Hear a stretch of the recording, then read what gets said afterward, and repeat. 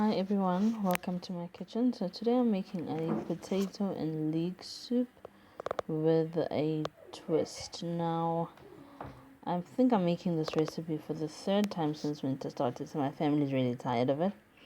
Thought I should document it so you could see how to make it. So let's get on with it.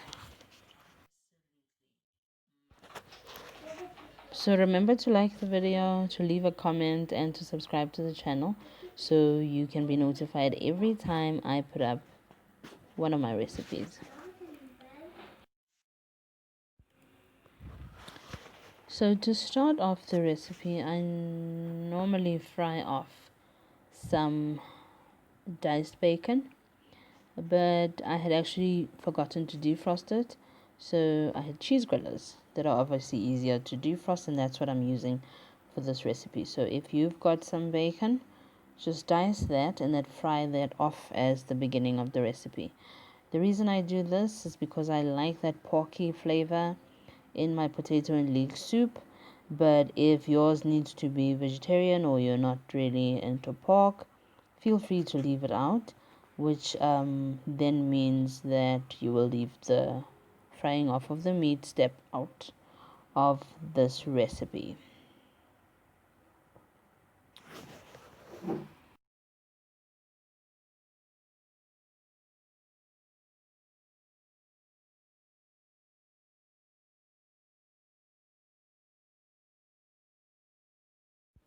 So you just need to make sure that you fry off the cheese grillers in my instance, or the bacon in your instance, until it's nice and browned, and then you're ready for the next step.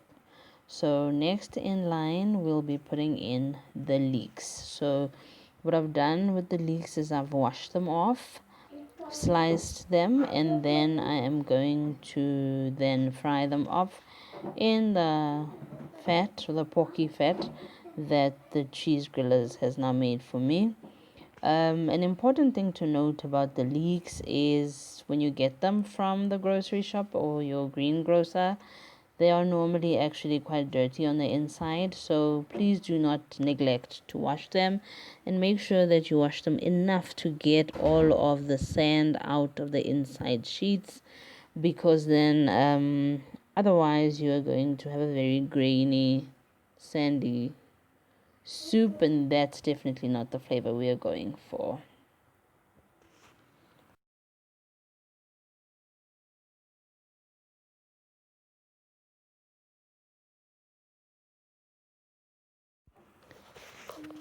Once the leeks have been sauteed down and have become softer, you'll see the color will become deeper and more vibrant, and that sort of means that it's time for us to move on to the next step.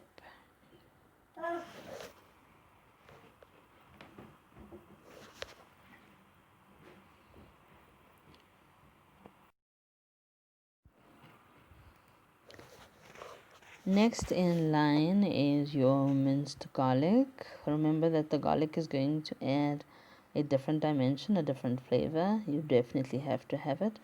And the reason we are adding all of the ingredients one at a time is we are trying to build the flavor profile of the soup. So we don't want it to taste flat like mashed potatoes with leeks and carrots and garlic in it. No, we need to actually build the flavor, and that's why we are doing it step by step. So the garlic is then followed by the thyme. So I'm using dried thyme, and whenever you're using dried herbs, you need to make sure to put them in your dish early on in the process so they can cook as well as give off their flavor to your dish, because that's going to ensure that you have the actual flavor that you are going to get from your dried herb. It makes it easier for you, and with some of the more stalky ones, they normally get softer during the cooking process.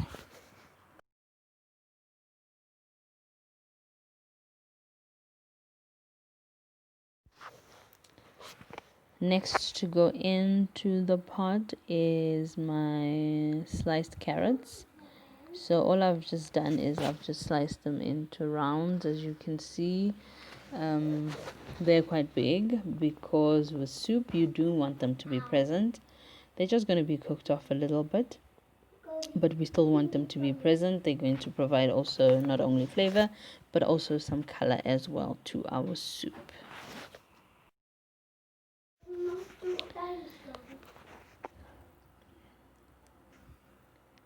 And now I will be adding 3 blocks of vegetable stock. So you can also use chicken stock if you wanted, but I normally use vegetable stock for this particular recipe because I am already getting the meaty flavor from the cheese grillers or the bacon that we put in early on in the process. So the vegetable stock is actually quite enough to give us a nice vegetable strong taste to accompany the rest of the vegetables that we are putting in. And then I'm going to be mixing it off, almost getting ready for the main attraction, which is the potatoes.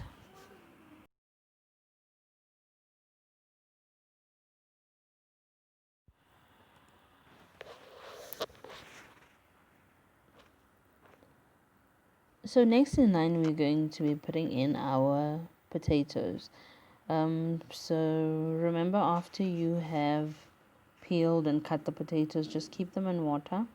That's going to help stop them from getting darkened or the color going a bit funny. Obviously, when you are going to put them into the soup, you will then have to drain the water beforehand.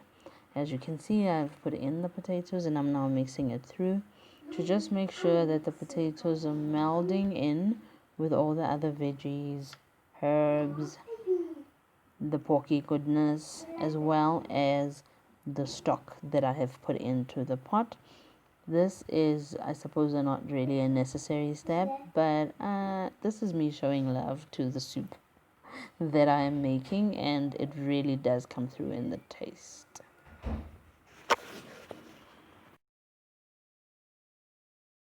So the next step in the soup making process is us putting in some water. Now I did put in 3 cubes of vegetable stock, which means I would need to put in 1.5 liters of boiling water so that I can have the proper taste of the stock in my soup and to make sure that I've got the correct seasoning.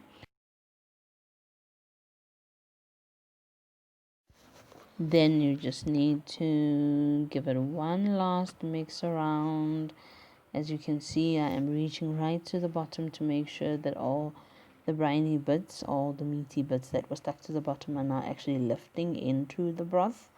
That is now all going to flavor my soup. So that's basically all I'm doing here. And after that, we are then going to be closing the pot and then leaving the soup to go on for about 30 to 40 minutes.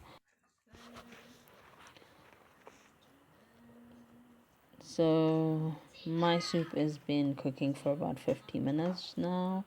And that's probably largely because I'd forgotten about it, literally moved on with my life. But what I like is that the vegetables are properly cooked and the potatoes are nice and soft. And now we're going to start with the mashing process. So I like to sort of partially mash my potatoes, not all the way. If you want your soup to be a more thicker soup, you can mash the potatoes all the way. That way the soup or most of the soup will take on the consistency of a more mashed potatoey type soup and will become thicker. I like mine to be nice and runny, and that's why I just partially mash it. And don't worry about it too much because in the mashing process some of the carrots will get caught in the crossfire. That's not a problem either, as long as we still got some carrots in there, we've got the flavor, we've got the color, and that's basically all we're looking for.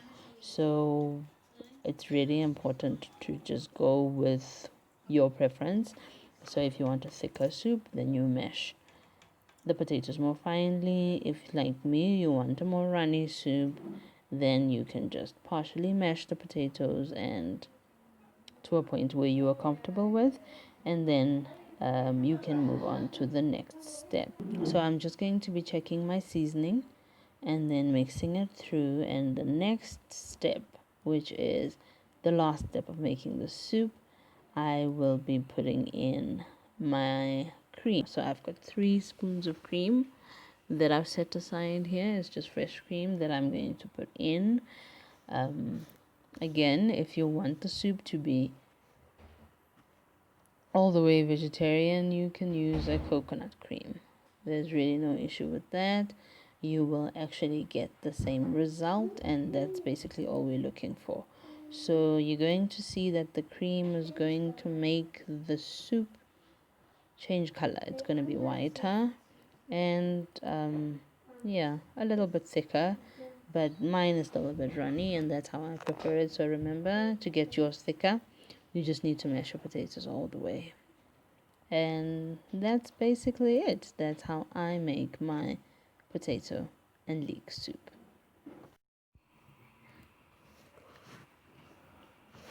Don't forget to like the video, to leave a comment, and to subscribe to my channel.